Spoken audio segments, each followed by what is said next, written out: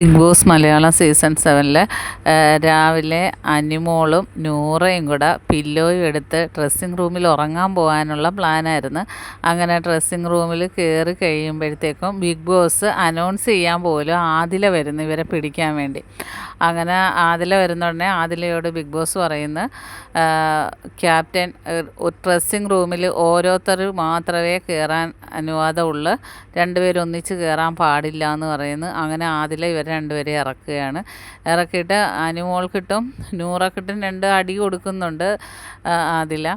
അതിന് ശേഷം അപ്പോൾ ആര്യൻ വരുന്നു. ആര്യൻ പറയുന്നു, ഈ അമ്മച്ചിയോട് അനുമോളെയാണ് അമ്മച്ചിയോട് കൂടിക്കഴിഞ്ഞാൽ നിങ്ങളും ചീത്തയാവും എന്ന് പറയുന്നു. അപ്പോൾ അനുമോൾ പറയുന്നുണ്ട്, പോടാ മാമ, കുളിക്കാതെ നനക്കാതെ നടക്കുവാണ്, നാറിയിട്ട് വയ്യെന്നും പറഞ്ഞ് സ്പ്രേ എടുത്ത് മുഖത്തോട്ട് അടിക്കുന്നു.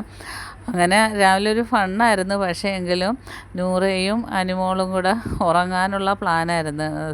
പിന്നെ ഡ്രസ്സിങ് റൂമിൽ കിടന്ന് ആ ഒരു പദ്ധതി ബിഗ് ബോസ് പൊളിച്ചു. ബാക്കി അപ്ഡേറ്റുമായിട്ട് വീണ്ടും കാണാം.